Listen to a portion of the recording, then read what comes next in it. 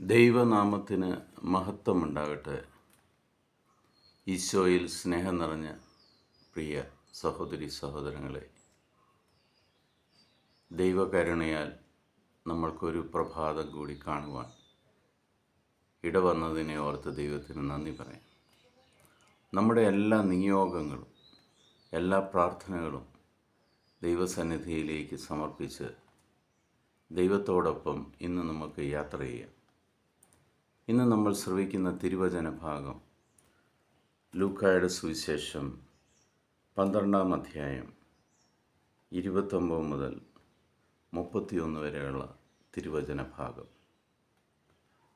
എന്ത് തിന്നുമെന്നോ എന്ത് കുടിക്കുമെന്നോ അന്വേഷിക്കേണ്ട, ആകുലചിത്തരാകുകയും വേണ്ട. ഈ ലോകത്തിൻ്റെ ജനതകളാണ് ഇതെല്ലാം അന്വേഷിക്കുന്നത്. നിങ്ങൾക്കിതെല്ലാം ആവശ്യമാണെന്ന് നിങ്ങളുടെ പിതാവിനറിയാം. നിങ്ങൾ അവിടുത്തെ രാജ്യം അന്വേഷിക്കുവിൻ, ഇവയെല്ലാം അതോടൊപ്പം നിങ്ങൾക്ക് ലഭിക്കും. ലൗകിക സുഖങ്ങളെക്കുറിച്ച് കൂടുതൽ വ്യഗ്രപ്പെടുകയോ ആകുലപ്പെടുകയോ ചെയ്യണ്ട എന്ന് യേശുക്രിസ്തു വളരെ വ്യക്തമായിട്ട് നമ്മളെ മനസ്സിലാക്കുന്നു. നീ ദൈവത്തിൻ്റെ മകനാണെങ്കിൽ, നീ ദൈവത്തിൻ്റെ മകളാണെങ്കിൽ, നിനക്ക് എന്തെല്ലാമാണ് ആവശ്യമെന്ന് ആ ദൈവത്തിനറിയാം, ആ പിതാവിനറിയാം. ആ സ്നേഹനിധിയായ പിതാവ് നിനക്ക് വേണ്ടതെല്ലാം തരും. എന്നാൽ സ്വർഗരാജ്യം അന്വേഷിക്കുക,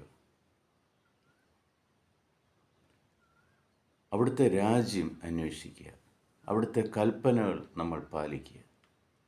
1-ാം പ്രമാണം നമ്മൾ ഒരിക്കലും തെറ്റിക്കാതിരിക്കാൻ യേശുവിനോടൊപ്പം നമ്മൾ യാത്ര ചെയ്യുക.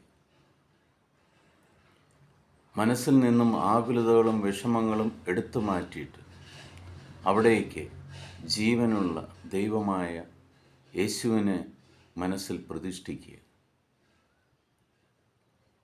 ആ ദൈവവുമായിട്ട് നല്ല രീതിയിൽ മുന്നോട്ട് പോവുക. ആകുലചിത്ത വേണ്ട ഒന്നിനെക്കുറിച്ചും, രോഗത്തെക്കുറിച്ചോ സാമ്പത്തിക ബുദ്ധിമുട്ടിനെക്കുറിച്ചോ മക്കളെക്കുറിച്ചോ നാളെയെക്കുറിച്ചോ ഒന്നും ആകുലപ്പെടേണ്ട. നമ്മുടെ തലമുടി നാര് പോലും എണ്ണപ്പെട്ടിട്ടുണ്ട്. നിങ്ങളാർക്കും നിങ്ങളുടെ ജീവിത പങ്കാളിയുടെ തലമുടി എണ്ണുവാൻ സാധിക്കുകയില്ല, എത്ര സ്നേഹിക്കുന്ന വ്യക്തിയാണെന്ന് പറഞ്ഞാൽ.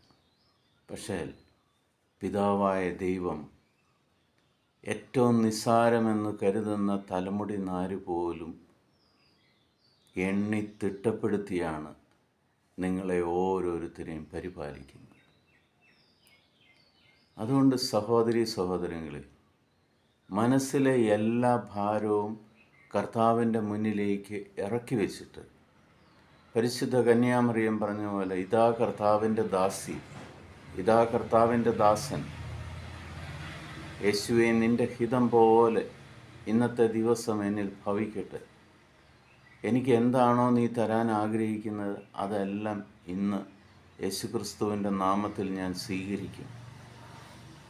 അനുഗ്രഹങ്ങളായിരിക്കും,